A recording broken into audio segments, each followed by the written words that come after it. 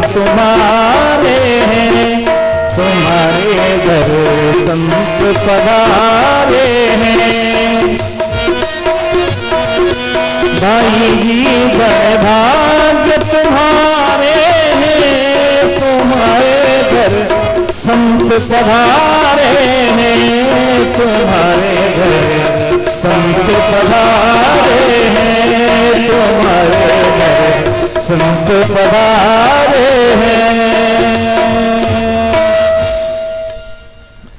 जिनके लिए हम मरे जा रहे हैं वही दूर हमसे हुए जा रहे हैं। औलाद की खातिर इंसान फिरता है मारा मारा, उस वक्त भला क्या मारे जिसको औलाद ने मारा, उस वक्त भला क्या मारे जिसको औलाद ने मारा।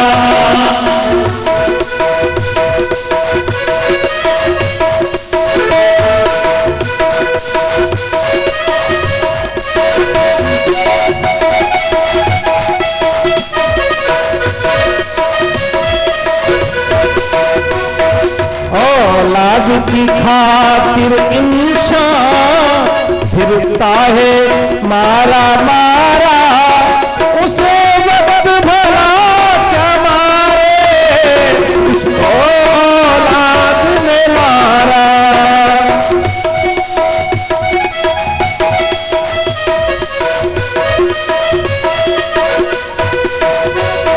जिसकी खुशियों की खातिर, तेरी खुशियों की खातिर रातों की नींद गवाई, उसने उसकी खुशियों की जीते जी पिता बनाई, उसने उसकी खुशियों की जीते जी जिसको चाहा था उसने इस जान से बढ़कर प्यारा, उसे वक्त भला क्या मारे जिसको औलाद, उसे वक्त भला क्या मारे जिसको मारा। परम पिता को खुश करने जा रहा है। पिताजी पानी मांग रहे हैं, बेटा पानी लेकर के आओ। भगवान शंकर प्रसन्न हो जाएंगे। पहले पिता को खुश कर लो, परम पिता अपने आप खुश हो जाएगा। जिसने सब कुछ हमारे लिए, आज कहने लगे महाराज ये अज्ञान अविद्या हमारे हृदय में है, आप ऐसी कथा सुनाओ जिससे सूत जी महाराज, सूत माने धागा, ये कपड़ा उस कपड़े से मिल जाए। कौन से कपड़े से? ब्रह्म के कपड़े से। और जब ब्रह्म से मिल जाएगा तो ब्रह्म को ज्ञान भयो उर में, तब स्वर्ग विशेष भयो विकासो।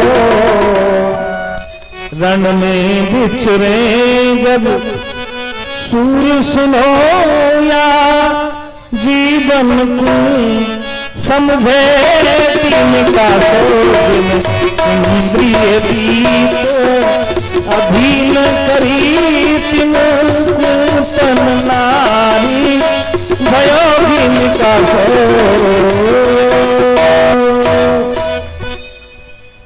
आज संसार में किसी को चिंतामणि मिल जाए और कल्प वृक्ष मिल जाए, चिंतामणि से चिंता तो दूर हो सकती है। कल्प वृक्ष के नीचे जो बैठ करके कामना करोगे वो पूर्ण तो हो सकती है, लेकिन दोनों में वो सामर्थ्य नहीं है कि जो प्यारे गोविंद को प्रकट कर दे। इसलिए सूत जी महाराज वे गुरु कृपा का प्रसाद आप हमको भी प्रदान करो। आज श्री सूत जी महाराज कह रहे हैं आप सब लोगों का इतना मेरे प्रति अनुराग है तो आप सभी पहले अपने गुरुदेव का ध्यान कर लीजिए। और सूत जी महाराज कह रहे कि संसार में सबसे बड़ा भय किसका है? मृत्यु का है। धन मीत गए कछु हानि नहीं, धन के बल से फिर भूमि बनाए। धन मीत गए कछु हानि नहीं, शुभ यत्न सदा धन मीत मिलाए। पत्नी अपनी तज जाए कभी, कर शोक नार विवाह रचाए। धन गई कछु हानि नहीं, धन के बल से फिर भूमि बनाए। मानव जन्म गए यज्ञ में, कर ले कुछ भी फिर हाथ न आए। कर मानव जन्म गए यज्ञ में, कर ले कुछ भी फिर हाथ न आए। सब कुछ दोबारा प्राप्त किया जा सकता है, लेकिन ये मनुष्य का तन दोबारा मिल सकता है? बोलो। मन सोच तन तेरा अपना, यह संसार रहेगा कितने दिन। आती जाती इन श्वासों का व्यापार रहेगा कितने दिन। जो कल थे वो आज नहीं, जो आज है कल हो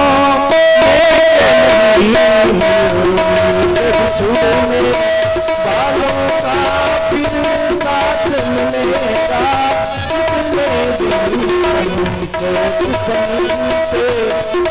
अपना संसार रहेगा कितने दिन। पत्ता बोला वृक्ष से, सुनो तात मन बात। या घर की यह रीति है, एक आदत एक जात। यहां कोई कभी आता है तो कहा काल व्याल मुखाग्रास, त्रास निर्णा सहे तबे। श्रीमद्भागवतम शास्त्रम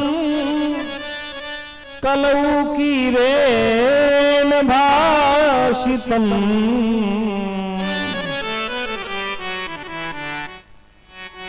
काल रूपी व्याल ने मुंह फाड़ रखा है। पल पल बीती जा रही, इसका ख्याल कर, क्या संदेशा ला रही इसका ख्याल कर। एक एक श्वास हम यमालय की ओर जा रहे हैं। कहां जा रहे हैं? हम शमशान की ओर ही तो जा रहे हैं, लेकिन हम उस दिन का पता ही नहीं। आज हे गुरुदेव चिंतामणि लोक सुखम सुरभु स्वर्ग संपदा प्रयच्छति गुरु प्रीतो वैकुंठम योगी दुर्लभम। जो देव दुर्लभ वैकुंठ है वह भी आपकी कृपा से मिल जाता है। आज जब परीक्षित को सांप लगा,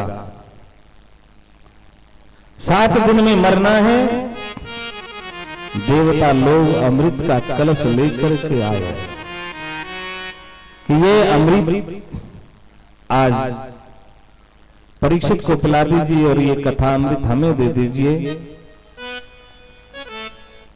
श्री सुखदेव जी महाराज ने उनको भगा दिया, क्योंकि आप तो व्यापारी बन करके आए हैं।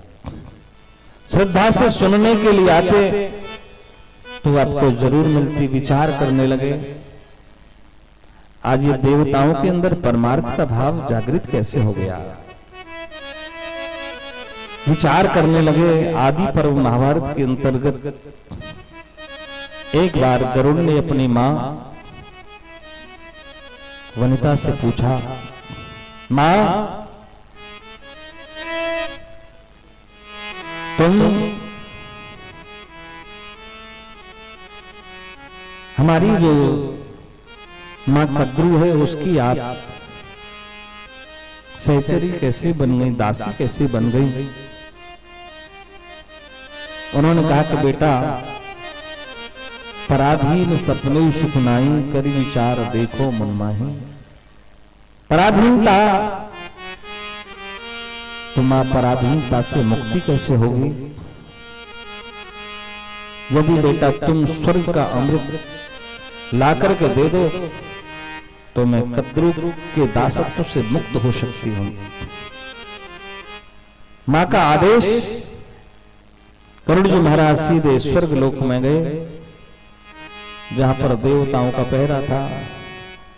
पहले तो देवताओं ने युद्ध का मन बनाया कि लड़ेंगे, ऐसे नहीं देंगे इस अमृत को, ये 14 रत्नों में सर्वश्रेष्ठ निकला है, ऐसे अमृत थोड़ी दे सकते हैं। लेकिन जब गरुड़ जी महाराज को प्रबल देखा, सबल देखा कि इनसे लड़ना संभव नहीं है, देवताओं ने निवेदन किया, आप यह तो विचार करो, ये जो अमृत लेकर के जा रहे हो किसके लिए लेकर के जा रहे हो? सर्पों के लिए? क्या उनको दीर्घजीवी बनाना चाहते हैं आप? आज गरुड़ जी महाराज विचार करने लगे, देवताओं ये अमृत तो मैं लेकर के जाऊंगा।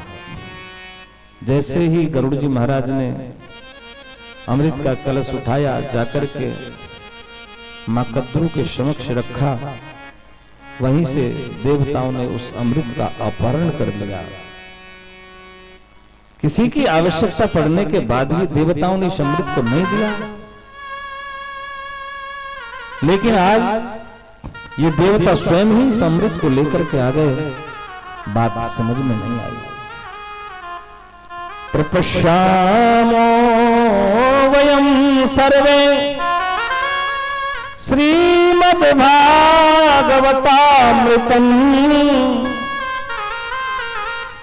आज विचार किया कि ठगिया हो, अपना कार्य बनाने के लिए आए हो।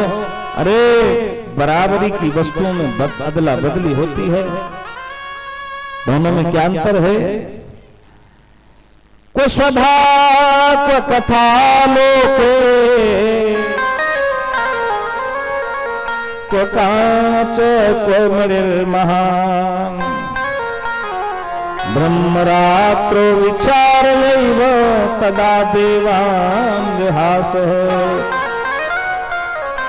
कहाँ सुधामृत और कथा, कहाँ कथामृत, दोनों में बराबरी कैसे हो सकती है? एक दीर्घ जीवी बनाता है और एक दिव्य जीवी बनाता है। तुम संसार में कितना लंबा जीवन जिया, ये कोई महत्व नहीं रखता है।